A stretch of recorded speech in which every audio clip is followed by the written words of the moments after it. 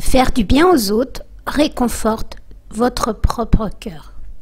Le premier à bénéficier d'un acte de charité est celui qui l'accomplit, c'est-à-dire vous. Il en recueille les fruits dans son âme, dans son caractère et dans sa conscience, en trouvant le réconfort, le calme et la sérénité. Si vous êtes soucieux ou chagriné, montrez-vous bon envers autrui et rendez-lui service. Vous en tirerez délivrance et réconfort. Donnez à un pauvre, soutenir un opprimé, donner à manger à un affamé, rendre visite à un malade, aider un sinistré, sourire à une personne triste, et le bonheur vous entourera de tous ses côtés. Un acte de charité est pareil au musc. Vous connaissez le musc, ce parfum, qui profite autant à son porteur et à son vendeur qu'à son acquéreur. Les bénéfices psychologiques que l'on obtient à aider les autres sont grands. Si vous souffrez de dépression, et malheureusement beaucoup de sœurs et de frères sont dans ce cas-là en ce moment, un acte de charité aura un effet bien plus puissant sur votre état que le meilleur médicament. Même un sourire, offrez à autrui. C'est un acte de charité, car le prophète, le salam, a dit « Ne négligez pas certains actes de bonté en les jugeant insignifiants, même s'il ne s'agit que de rencontrer votre frère en souriant. » On entend par là son frère en islam, sa sœur en islam.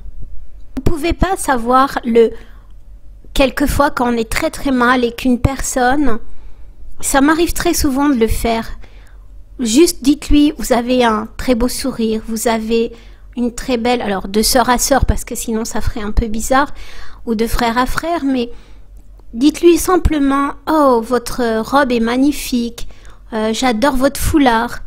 Eh bien cette personne qui est peut-être, vous ne savez pas, en dépression ou mal ou très malheureuse, va avoir tout d'un coup comme ça une petite lumière dans sa journée. Vous êtes en train de lui apporter quelque chose et c'est magnifique. Le prophète Wallah Salam nous a informé, une prostituée qui un jour donna à boire à un chien fut récompensée par le paradis qui est aussi grand que les cieux et la terre. Ceci parce que celui qui récompense est pardonneur, riche et digne de louange. Vous vous rendez compte? Une prostituée, avec tous ses péchés, avec tout ce que ça inclut, mais elle a donné quelque chose, elle a donné à quelqu'un, à un animal. Ô toi qui es menacé par la misère, la peur et le chagrin, occupe-toi à faire le bien.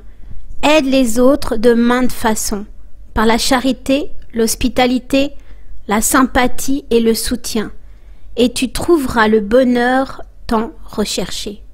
C'est pas compliqué. Qui donne ses biens pour se purifier et auprès de qui personne ne profite d'un bienfait intéressé, mais seulement pour la recherche de la face de son Seigneur le Très-Haut. C'est dans le Coran 19, passage 18-21.